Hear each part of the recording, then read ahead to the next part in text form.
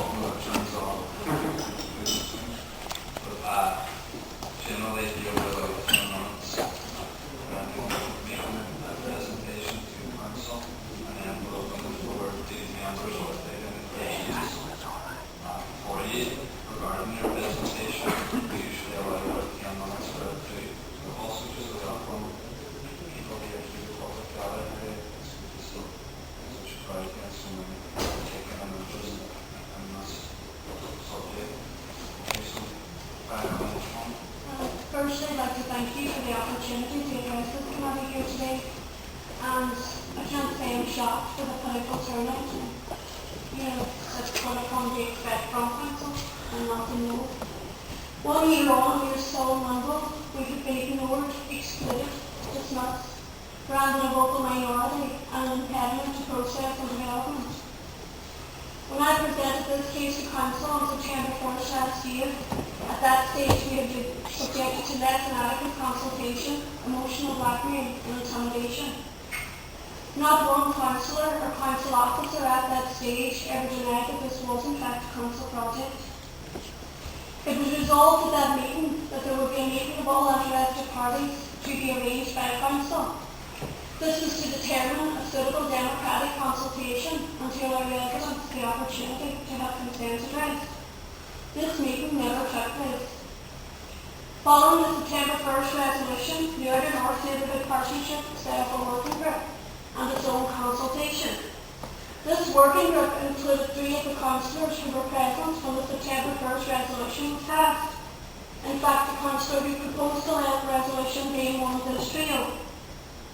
When we questioned why a meeting of all interested parties hadn't taken place, at that stage we were told 2 meetings had already transpired. It has emerged this group kept no minutes of their deliberations or any record of attendance. We were then summoned to a meeting on the 27th of October by the Outer North. We questioned why we had been excluded from their process and were told that there was a unanimous decision taken to exclude us on the basis of our stated opposition to the proposed element of the development. It was also suggested that it would have been nonsensical to include those with a different opinion. Imagine. So we have disgustedly refused to accept this working group as a substitute for a meeting of all interested parties the council was to arrange. To be blunt, this consultation was seen before it left the room, given the most interested parties had in fact been excluded and therefore denied a voice.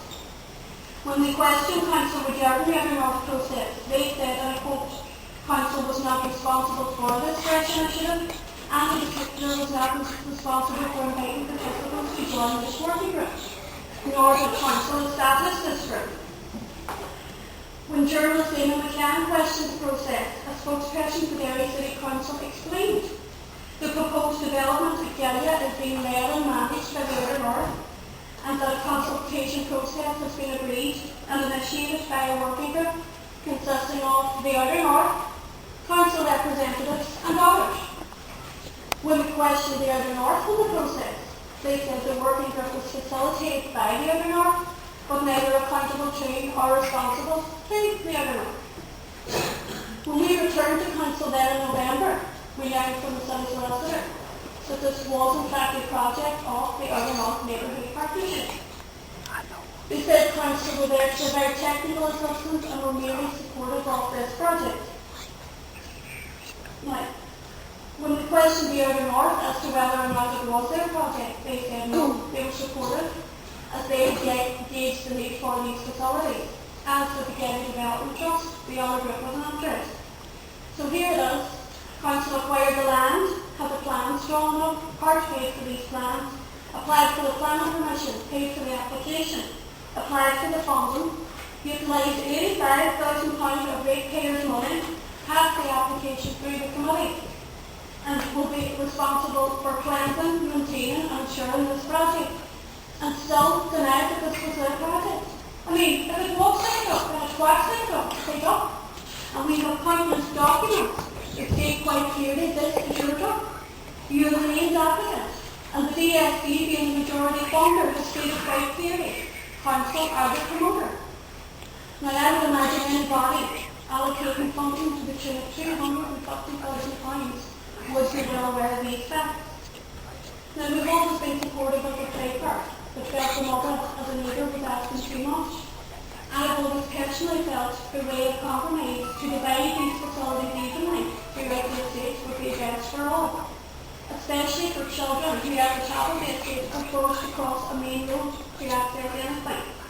But like many of the voices during the consultation, it remained unheard. Because to be blunt, we were never given meaningful consultation. We were subject to notification and nothing more. When the Hollywell public consultation took place last year, not one councillor or council officer was in attendance to explain council's role. In fact, at a meeting of this very committee on the 9th of July last year, the landscape architect undertook to ensure a fully comprehensive consultation was carried out. He was then to submit a copy of his report back to this committee. Did anyone within this committee think to follow up on this report? Or was it pointless, given the officer in fact tasked with the duty was absent from all three consultations? Now, unlike that officer, I was present at all three consultations, so I will give you a brief report from memory.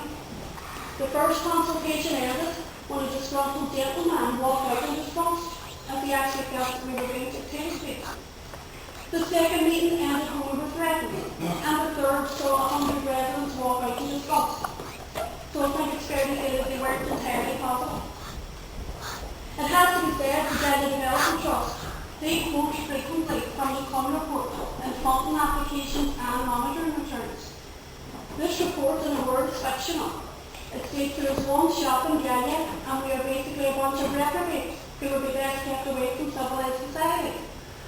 I mean, the report is so flawed that the DSC who paid for the work of art themselves refused to sign off on it. However, we've recently questioned the DSC as to how and why they fund groups who quote from this report. And to be abrupt, we've had a fudge of an answer, but we do intend to keep questioning. After reading the Outer North minutes from the 12th of February this year, it's quite clear that we are nothing but a nuisance. To quote a councillor, and at this stage a councillor with an interest, this group has dwindled down to quite a few.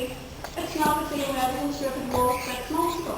I mean, surely, if it had dwindled down to one man in a straw, that man is still in time, he's entitled to answers, and we have his concerns about it.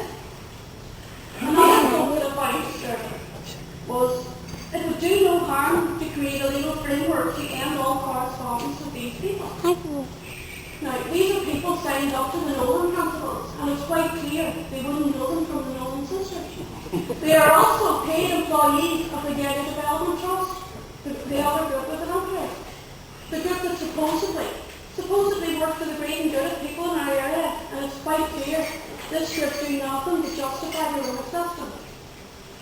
Now, what I do with this is the credit for our hard work and the residents group set up off the back of bad practice. You know, it seems to go to our legal agent, John Thompson, and another gentleman out of Glendy Mindfully. This is our work, and I know it doesn't look right in funding applications when you actually say that these people are capable of reading and writing and actually using their own initiative for those that do little more than justify their own existence. It's pitiful when residents from what is classed as a deprived area are forced to employ the services of like someone like John Thompson to clarify matters that council as applicant and promoter of this project have refused to do. This has become a lot more than a multi-use games area in Galia. There are issues of accountability, transparency, democracy, consultation and dispatch. We have contacted council twice in an attempt to have our voices heard, and we have twice been ignored. We've recently spoken to residents from Ballinagard and Culmore, and they are astonished that they were never being given the courtesy of a meeting, given they have had the privilege of quite a few. So how can you justify meeting with residents from one area, addressing their concerns, and excluding, dismissing and ignoring residents from another? Why have you denied the most interested parties a voice? Would you not agree that we are entitled to answers? Do you feel it's right to dismiss your own resolutions and people with genuine concerns? Now, if you indeed answer yes to most or each of these questions, you are in fact saying that we've been treated unfairly. The people of the Yellow Road, they are not, and I repeat, not a vocal minority. These people make up the majority of those directly affected. They will have these facilities on their doorstep for 9 years to come.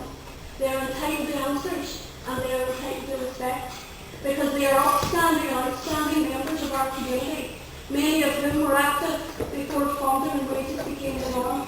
And again, they are entitled to respect. I would like to recommend that Council consider a community-wide blank page consultation. I would also like to recommend that you meet with residents, ratepayers, and address their concerns. And when you've done that, I would like to recommend that you meet with the neighbourhood partnership groups and explain when their actions are inappropriate. This reflects badly on you as a statutory body. Because unlike themselves, and you stood for thought, you are in fact accountable to the local